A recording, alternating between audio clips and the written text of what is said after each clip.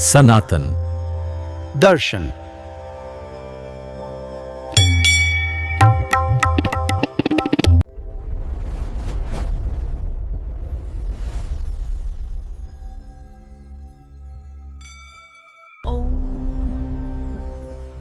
असतो मा सद्गमय तमसो मा ज्योतिर्गमय।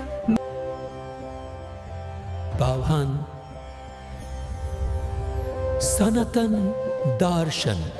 एक समय की बात है जब देवताओं का वैभव अपने चरम पर था। स्वर्गलोक में अपार सुख, ऐश्वर्य और आनंद था। देवराज इंद्र अपने सिंहासन पर विराजमान थे और सभी देवता उनके आदेश का पालन करते थे।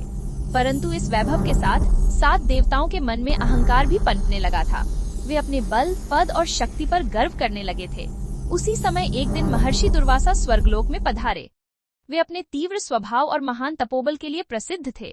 उनके हाथ में एक दिव्य पुष्पमाला थी जिसमें अद्भुत आध्यात्मिक शक्ति समाई हुई थी। महर्षि ने वह माला देवराज इंद्र को भेंट की। इंद्र ने उस माला का उचित सम्मान नहीं किया। उन्होंने उसे आदरपूर्वक धारण करने के स्थान पर अपने हाथी ऐरावत के गले में डाल दिया। ऐरावत ने माला को गिरा दिया और अपने पैरों से कुचल दिया। यह दृश्य देखकर महर्षि दुर्वासा क्रोध से भर उठे।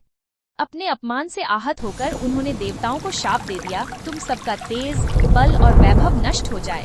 शाप का प्रभाव तुरंत दिखाई देने लगा। देवताओं की शक्ति क्षीण होने लगी, उनका तेज मंद पड़ गया। इस अवसर का लाभ उठाकर असुरों ने देवताओं पर आक्रमण कर दिया।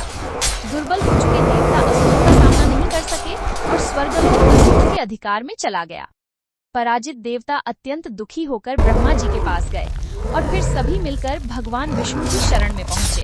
भगवान विष्णु ने देवताओं की व्यथा सुनी और समाधान बताया। उन्होंने कहा कि यदि देवता और असुर मिलकर क्षीर सागर का मंथन करें तो उससे अमृत प्राप्त होगा।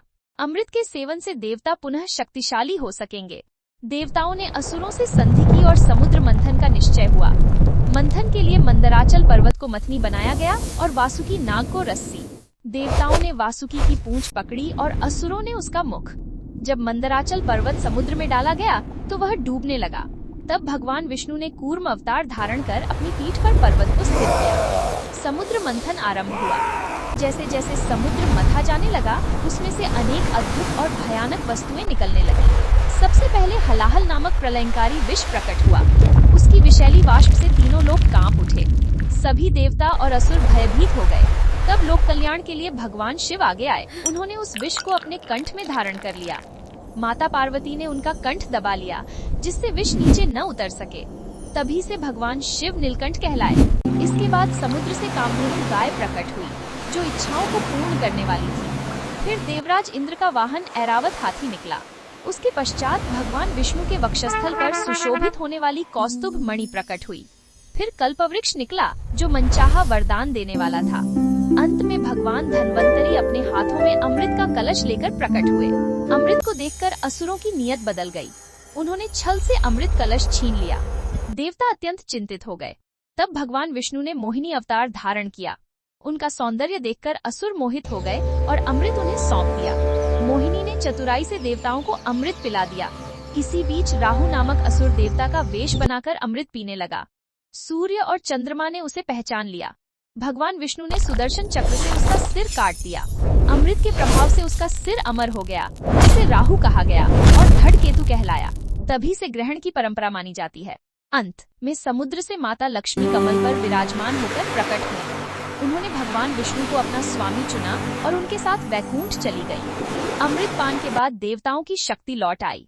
उन्होंने असुरों को पराजित कर स्वर्ग पुनः प्राप्त किया। इस प्रकार समुद्र मंथन से यह शिक्षा मिलती है कि जीवन में अमृत पाने से पहले विष का सामना करना पड़ता है। धैर्य, त्याग और सहयोग से ही सच्ची विजय प्राप्त होती है। यदि आज की कथा ने आपके हृदय को स्पर्श किया हो तो आप सनातन दर्शन चैनल को अवश्य सब्सक्राइब करें। इस पावन कथा को पसंद करें